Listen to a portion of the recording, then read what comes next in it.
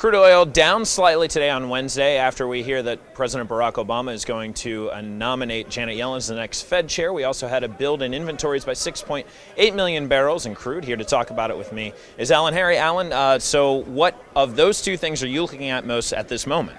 Well, right now the build, fundamental-wise, bearish, but we're not coming off much, at least not enough. We don't have a debt package put together yet, so I guess what I've got to look at is forward. If we haven't come off much, what's going to happen moving forward? So why aren't we coming off more here? I mean, years ago, we probably would have seen quite a sell-off. Right now, not so much? Well, what I think it is with the election with the nomination of the new chairman, it looks like more easy money's coming out. And at least if it's not easy money, it's not going to be tight money. So I think it's more of the same and possibly more easy if we need it. And that would bolster the crude oil market quite a bit. So that, coupled with the fact that it doesn't seem like any of the traders are convinced that the debt ceiling is that much of an issue. They feel like regardless of how much Congress will squabble, they're going to reach a deal. Well, it's a huge issue, but you're right.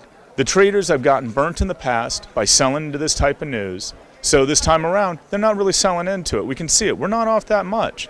And we are not where we need to be right now.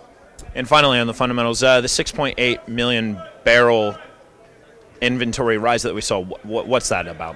Well, to me it looks like we've been having some drawdowns, but crude oil right now and the problem with the debt package not being put in place and the world economies, that's going to bring us into a situation where we're not going to use as much crude oil. So that's why I think we're starting to see some bigger builds. And I think we're going to continue to see some bigger builds until the heating oil season comes up because we don't have anything really to take crude oil off the table at the moment. All right, Alan Harry, thanks so much. Thank you.